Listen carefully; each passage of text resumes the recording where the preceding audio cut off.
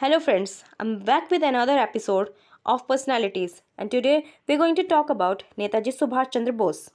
As we know, we're celebrating 125th birth anniversary of Netaji.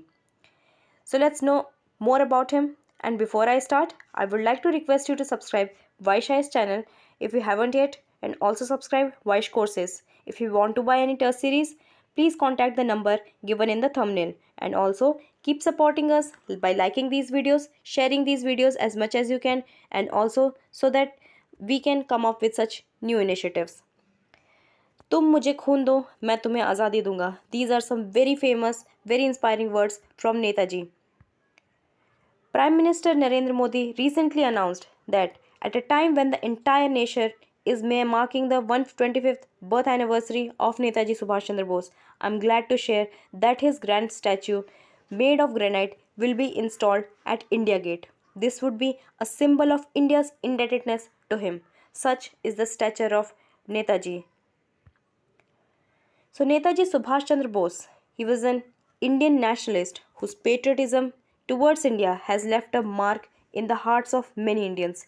He was born on 23rd January 1897 in Cuttack, Odisha, into a wealthy and privileged Bengali family in Odisha during the British Raj.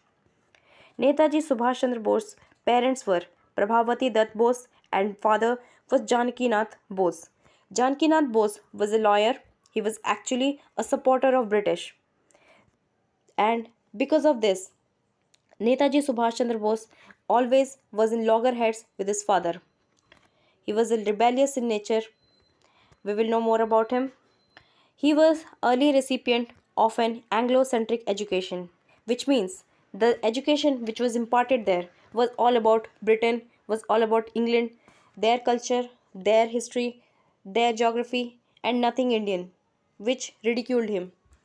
He did his schooling from Protestant European School, which is in Cuttack.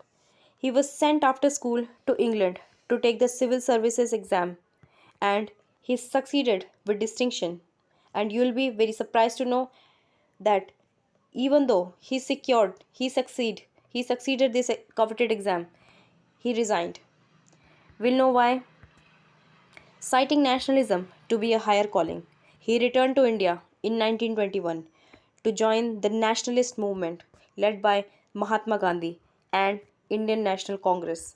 Such was the dedication, such was the love for his country. He became Congress president in 1938. In 1939, differences arose between him and Gandhiji. The senior leadership in the Congress supported Gandhiji, and Bose resigned as president. He started the newspaper Swaraj.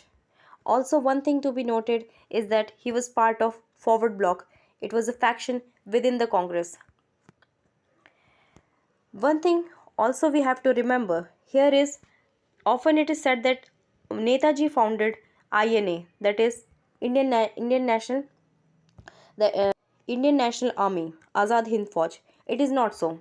The founder was actually Raj Bihari Bose. He was an Indian revolutionary who had escaped from India, and he set up Indian Independence League with the support of Indians living in the countries of Southeast Asia. Subhash Chandra Bose, however, he escaped from India in 1941 and had gone to Germany. He also had met Adolf Hitler to work for India's independence. In 1943, he came to Singapore to lead the Indian Independence League and rebuilt, right? So here we have to remember he rebuilt the INA and to make it effective instrument for the freedom of India. So this was the currency of INA. Azad Hind Fauj, it comprised of about 45,000 soldiers, among whom were Indian prisoners of wars as well as Indians who were settled in various countries of Southeast Asia. On 21 October 1943, Netaji proclaimed the formation of the Provisional Government of Independent India, Azad Hind, in Singapore. Netaji went to the Andaman, which had been occupied by the Japanese, and hoisted the flag of India. One more thing to be noted is that INA was a very secular body. It had people from all walks of life. It had equality for even women, for everyone.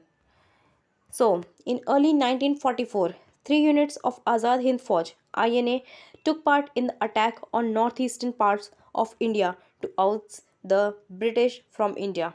Netaji, however, believed that with the help of Azad Hind Fauj, supported by Japan, and a revolt inside India, the British rule would be over. The Azad Hind Fauj, with the slogan of Dilli Chalo and the salutation Jai Hind, was a source of inspiration to Indians inside and outside the country. And among his inspirations were also Swami Vivekanand and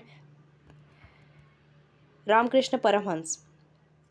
There was a women regiment of Azad Hind Fauj, which was under the command of Captain Lakshmi Sehgal, who can be seen in this picture. And this regiment was called Rani Jhansi Regiment.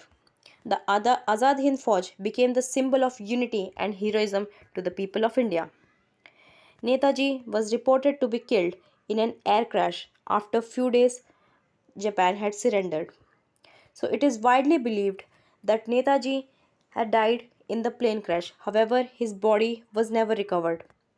But there are many speculations and many theorists who don't believe this widely accepted theory. Among those, the very prominent one is Anuj Dhar. He is an Indian author and journalist. He has published many books around the locus of death of Subhash Chandra Bose that propounds the theory about him living for several years after the plane crash, thus contradicting the current consensus that he died in the plane crash in Taiwan. So, the government of India has decided to declassify the files relating to Netaji Subhash Chandra Bose and make them accessible to the public. The first lot of 33 files, which were declassified, were handed over by the PMO to National Archive of India on 4 December 2015. So these are some classified files which have been declassified. And this is the family of Subhash Chandra Bose. Some of the famous quotes by Netaji Subhash Chandra Bose. It is blood alone that can pay the price of freedom. Give me blood and I will give you freedom. One individual may die from an idea, but that idea will after his death incarnate itself into 1,000 lives. We should have one desire today, the desire to die so that the India may live, the desire to face a martyr's death so that the path to freedom may be paved with the martyr's blood. It is our duty to pay for liberty with our own blood, the freedom that we shall win through our sacrifice and exertions, we shall be able to preserve with our own strength. With these inspiring words, I would like to thank you for watching the videos this far. Thank you so much.